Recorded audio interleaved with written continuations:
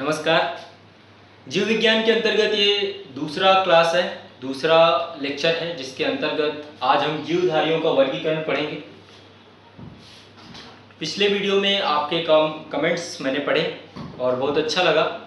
आपने जो सुझाव दिए हैं उन पर मैं कार्य करूंगा और धीरे धीरे मैं प्रयास करूंगा कि जितनी भी आपकी अपेक्षाएं हैं उन पर खरा उतरूं।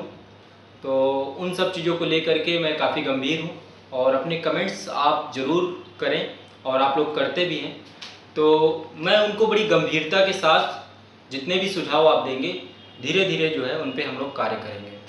तो बायो को हम लोग धीरे धीरे लेकर के मैं कवर कराऊंगा, पूरा कोई भी टॉपिक इससे बचेगा नहीं। और बायो के बाद फिर फिजिक्स और फिर केमिस्ट्री, ठीक है।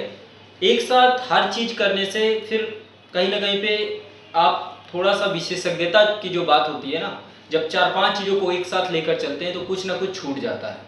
इसलिए आप जो है, मैं आपकी अपेक्षाएं समझ सकता हूँ, एग्ज़ाम बहुत नज़दीक है और आपके ऊपर प्रेशर है, तो उस चीज़ों को लेकर के मैंने आपको पिछले वीडियो में सोर्सेस बताए हैं कि किन सोर्सेस से आपको पढ़ना है, तो आप वहाँ से पढ़िए।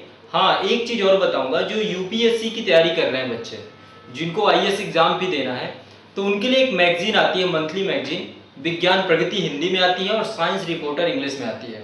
तो साइंस का काफ़ी पोर्शन यहाँ से कवर हो जाता है।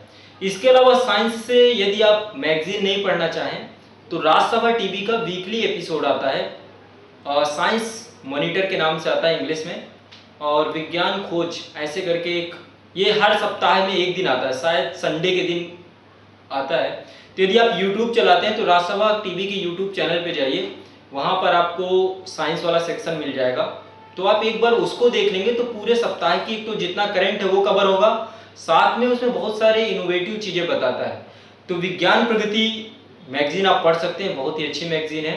और उसके साथ साथ दूसरा काम क्या करना है आपको, साइंस का राज्यसभा टीवी का चैनल, ठीक है, इन दोनों को देखेंगे तो आपका करंट किसी तरीके से नहीं रहेगा।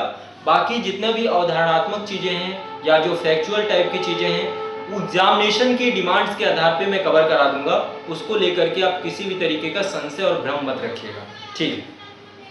चलिए, आज हम लोग जीवधारियों का वर्गीकरण करते हैं। पिछले लेसन में मैंने जीव विज्ञान का एक सामान्य परिचय आप तक पहुंचाया था। अब यहाँ पे जीवधारियों के वर्गीकरण के अंतर्गत देखिए, अरस्तु द्वारा सबसे पहले प्रयास किया गया था। अरस्तु के बारे में आपको पिछले लेक्चर में मैंने बताया कि अरस्तु जो है जंतु विज्ञान के जनक हैं, ठीक है, जंतु विज्ञान के जनक अरस्तु। तो अरस्तु द्वारा पहला प्रयास किया गया जीवधारियों का वर्गीकरण करने का, और अरस्तु ने जीवधारियों को दो जगतों में बांटा। एक है जंतु जगत, ठीक है, एनिमल किंगडम, और दूसरा है पादप जगत यानी प्लांट किंगडम। दो जगतों में अरस्तु द्वारा उसका विभाजन किया गया। लेकिन सर्वप्रथम एक वैज्ञानिक हैं जॉन रे, वैज्ञानिक है जॉन रे, आप यहाँ पे देख सकते हैं, मैंने यहाँ पे नाम लिख दिया है। इन्होंने सर्वप्रथम जीवधारियों के वर्गीकरण को वैज्ञानिक आधार प्रदान किया, ठीक है, जीवधारियों के वर्गीकरण को जॉन रे द्वारा वैज्ञानिक आधार प्रदान किया गया।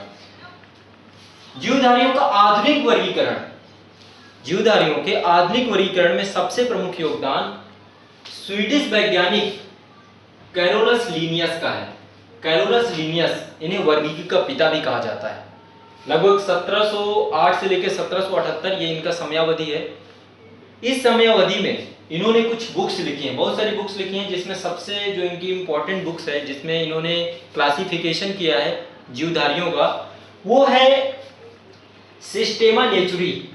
सिस्टेमा नेचुरी, ये बुक आप बिल्कुल से याद करिए, क्वेश्चन कई बार पूछा गया है, सिस्टेमा नेचुरी किसने लिखा है, तो ये लीनियस द्वारा लिखी गई बुक है, कैरोलस लीनियस। इन्हें वर्गीकी का पिता कहा जाता है, ये तथ्य है, ये प्रश्न पूछा जाता है। वर्गीकी का पिता कौन है? कैरोलस लीनियस, ठीक है। तो लीनियस ने अपनी पुस्तक सिस्टेमा नेचुरी में, सिस्टम ऑफ नेचर में, संपूर्ण जीवधारियों को दो जगतों में बांटा है। इन्होंने भी अरस्तु की तरह, जैसे अरस्तु ने दो जगतों में जीवधारियों को बांटा था, प्लांट किंगडम और एनिमल किंगडम, उसी तरीके से सिस्टेमा नेचुरी में लीनियस ने भी संपूर्ण जीवधारियों को दो जगतों में बांटा, पादप जगत और दूसरा जंतु जगत, प्लांट किंगडम और एनिमल किंगडम। इन दो भागों में लीनियस ने भी विभाजित किया, ठीक है। लेकिन धीरे धीरे जो है और बहुत सारे वैज्ञानिक आए और उनमें से एक वैज्ञानिक थे जिनका नाम था व्हिटकर। यहाँ पे आप नाम देख सकते हैं व्हिटकर, यहाँ पे हिंदी में है, ये इंग्लिश में मैंने लिख दिया है, ठीक है, इसका प्रोनाउंसिएशन देख लीजिएगा। व्हिटकर महोदय ने द्विजगत वर्गीकरण के स्थान पर 1969 में पांच जगत प्रणाली का विभाजन किया। व्हिटकर महोदय ने 1969 में पांच जगत प्रणाली का विभाजन किया, ठीक है, द्विजगत प्रणाली की जगह पांच। अब यही प्रणाली जो है आधुनिक प्रणाली मानी जाती है। पांच जगत जो प्रणाली है ना, यही आधुनिक प्रणाली है। अब ये पांच जगत कौन कौन से हैं? सबसे पहले मोनेरा, दूसरा है प्रोटिस्टा, तीसरा है पादप जगत यानी प्लांट किंगडम, ठीक है, कवक, फंगी और जंतु जगत या एनिमेलिया, ठीक है, एनिमेलिया। तो इस तरीके से इन पांच जगत प्रणाली में व्हिटकर महोदय ने 1969 में इस तरीके से विभाजन किया। मोनेरा के अंतर्गत कौन कौन से जीव आते हैं? मोनेरा के अंतर्गत केंद्रक विहीन प्रोकैरियोटिक कोशिका वाले, प्रोकैरियोटिक कोशिकाओं को दो भागों में विभाजित किया गया है, प्रोकैरियोटिक कोशिका और यूकैरियोटिक कोशिका। प्रोकैरियोटिक कोशिका अल्प विकसित कोशिकाएं होती हैं, ठीक है।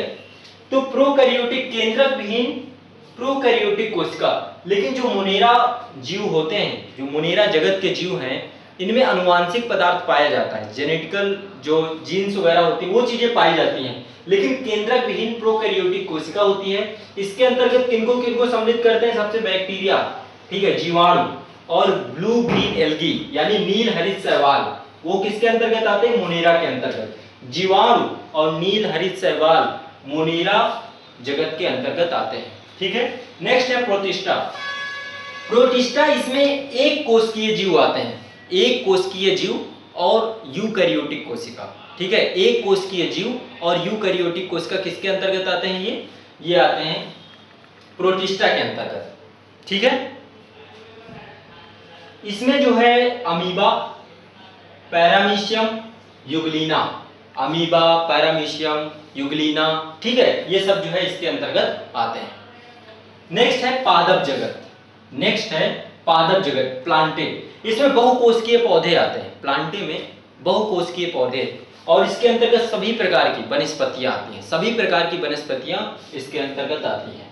नेक्स्ट है कवक, फंगी। फंगी जो है यूकैरियोटिक कोशिका होती है इनमें, और इनमें पर्णहरित यानी क्लोरोफिल नहीं पाया जाता, इनमें पर्णहरित नहीं पाया जाता, यानी कि ये जो है कवक जो होते हैं ये प्रकाश संश्लेषण की प्रक्रिया नहीं संपन्न कर सकते। कवक जो है क्योंकि इनमें पर्णहरित नहीं पाया जाता, इसलिए क्या है, इनमें क्लोरोफिल की अनुपस्थिति के कारण ये प्रकाश संश्लेषण प्रक्रिया जो है, प्रकाश संश्लेषण वो प्रक्रिया होती है जिसके माध्यम से जो पौधे होते हैं अपना भोजन बनाते हैं सूर्य के प्रकाश की उपस्थिति में, ठीक है। तो उसके बारे में बाकी डिटेल पढ़ेंगे हम लोग। तो कवक जो होते हैं फंगी, ये जो है यूकैरियोटिक सेल होती है इनमें, और इनमें क्लोरोफिल नहीं पाया जाता, जिसके कारण से प्रकाश संश्लेषण की प्रक्रिया संपन्न नहीं करा पाते। नेक्स्ट है एनिमिलिया, जंतु जगत जो है, इसमें बहुकोशिकीय और यूकैरियोटिक जंतु होते हैं, जिसमें मानव सहित जितने भी प्राणी हैं वो सारे आते हैं, ठीक है। तो इस तरीके से ये व्हिटकर महोदय द्वारा किया गया पांच जगत जो है प्रणाली हम लोगों ने पढ़ा, ठीक है, जीवधारियों का वर्गीकरण। इसमें जो है आप लगातार प्रश्न पूछे गए हैं इस सेक्शन से, इसलिए मैंने इसको कवर किया, छोटा वीडियो है, ठीक है। धीरे धीरे सारी चीजें मैं इसी तरीके से कवर करवा दूंगा, इस चीज को लेकर के बिल्कुल भी आप परेशान मत होइएगा, और थोड़ा सा टाइम लगेगा लेकिन हम लोग अच्छे से कवर करेंगे, ठीक है। थोड़ा समय साथ दे होता है, जब चीज़ों को अच्छे से करना होता है तो थोड़ा समय देना चाहिए उनको, ठीक है। तो चलिए, बहुत बहुत शुक्रिया। अपने इसी तरीके से कमेंट सेक्शन में आप कमेंट करते रहें, और जो पहली बार वीडियो देख रहे हो तो प्लीज़ सब्सक्राइब जरूर करें, ठीक है। शुक्रिया।